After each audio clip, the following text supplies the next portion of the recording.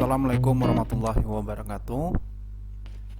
Dalam kesempatan ini kita akan belajar berperan sebagai reviewer.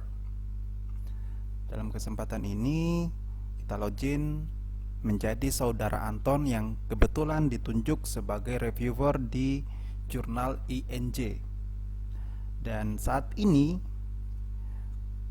dia memiliki satu artikel yang ditunjuk oleh editor kepada dia untuk mereview sebuah artikel.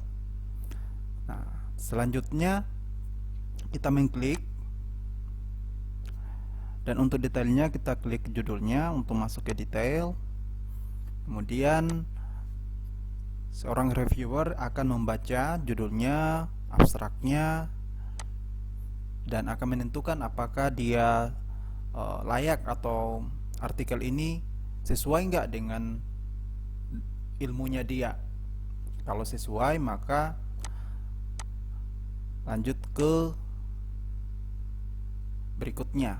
Dan juga perlu dilihat, seorang reviewer akan melihat jatuh temponya. Waktu jatuh temponya itu kapan? Misalkan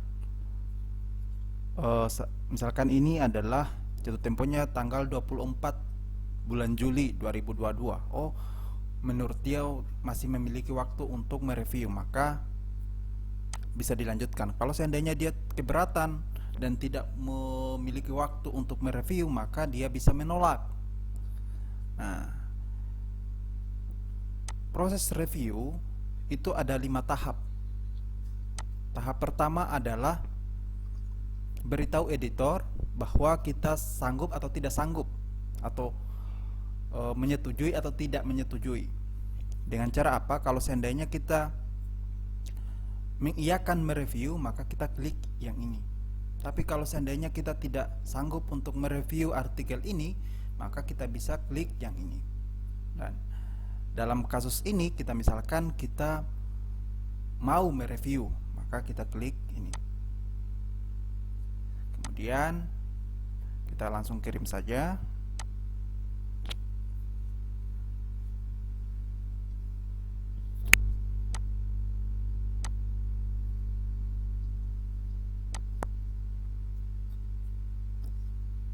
Kemudian tahap kedua, maka selanjutnya kita download. Kita buka. Tahap kedua ini kita proses mereview. Maka kita coba lihat. Misalkan menurut kita judul ini terlalu panjang atau terlalu berbelit, maka kita bisa memberikan komentar kan seperti ini.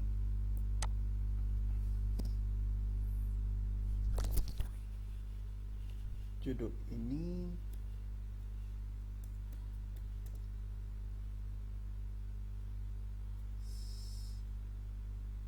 sebaiknya dimodifikasi.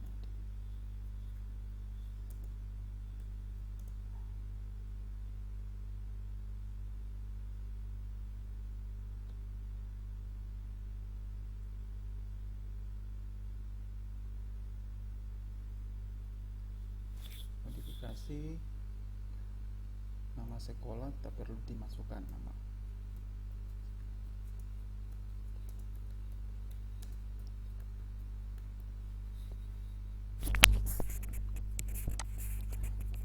Kemudian abstraknya kita bisa lihat. Baca. Proses review yang baik sebaiknya tidak hanya melihat sistematika penulisan, tetapi juga isi kontennya seperti apa yang perlu dilihat, yang perlu direvisi atau dikomentari.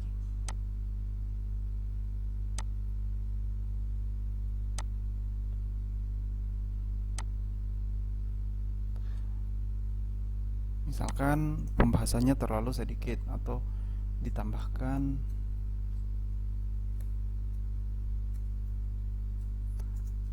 pembahasan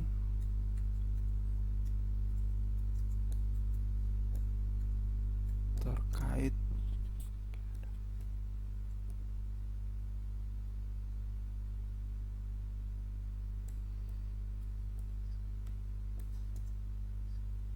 anak dan keluarganya.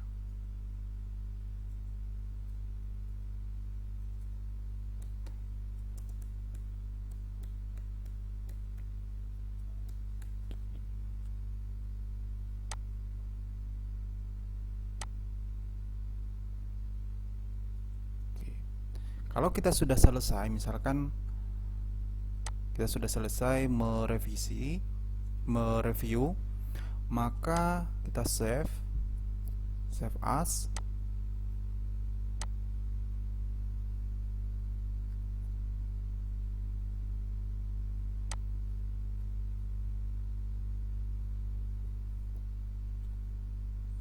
Sebaiknya tadi saya ulangi lagi, sebaiknya save. Kalau memang ini kan ada namanya reviewer, maka sebaiknya di save dalam bentuk PDF. Kalau memang namanya di sini adalah inisial, maka boleh di save dalam bentuk seperti ini, Word. Tapi kalau dalam kasus ini ternyata ada keterangan nama reviewer, maka untuk menghilangkan itu saya save dalam bentuk PDF. Dalam bentuk PDF.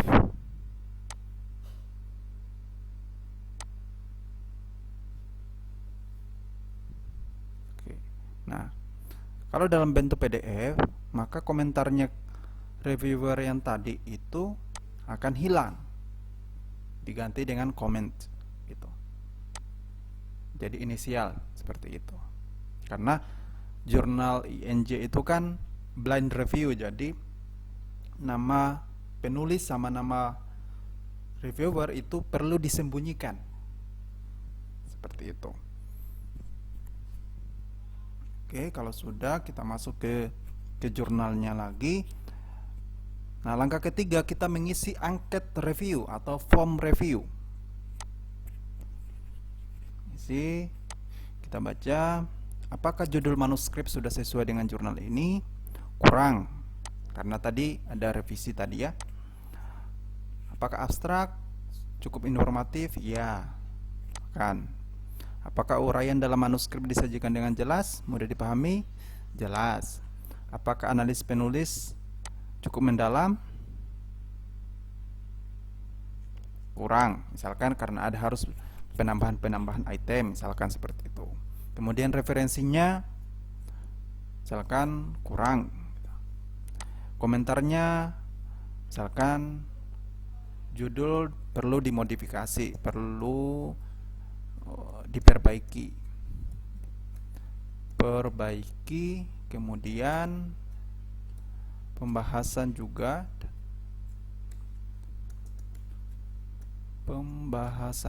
Pembahasan perlu ditambahkan penjelasan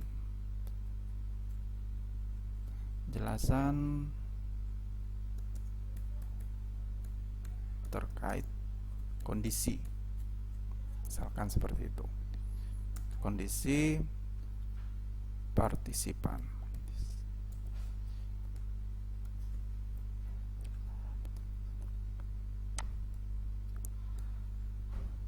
Misalkan seperti itu, baru kemudian kita simpan. Setelah itu masuk ke tahap keempat. Tahap keempat ini kita file yang kita sudah revisi tadi, yang kita sudah simpan dalam bentuk PDF, kita upload. Ini ya, upload, kemudian unggah. Setelah itu yang tahap terakhir atau tahap kelima, tahap kelima itu kita memberikan kesimpulan atau rekomendasi kepada editor. Misalkan ada beberapa pilihan di sini. Terima penyerahan berarti tidak ada revisi. Kemudian kalau kita pilih ini revisi dibutuhkan, maka penulis perlu merevisi apa yang kita perintahkan atau kita komen tadi ya. Kemudian penyerahan ulang untuk review. Bedanya antara revisi dibutuhkan dan penyerahan ulang untuk review, kalau revisi dibutuhkan biasanya adalah minor review. Jadi kalau revisi dibutuhkan dan menyerahkan ulang untuk review, bedanya adalah kalau revisi dibutuhkan biasanya minor revisi. Terus kalau menyerahkan ulang untuk review biasanya revisi mayor. Nah, kebetulan dalam kasus ini kita revisi dibutuhkan. Oke, setelah itu kita klik serahkan review kepada editor. Klik OK. Nah, setelah itu kita kirimkan.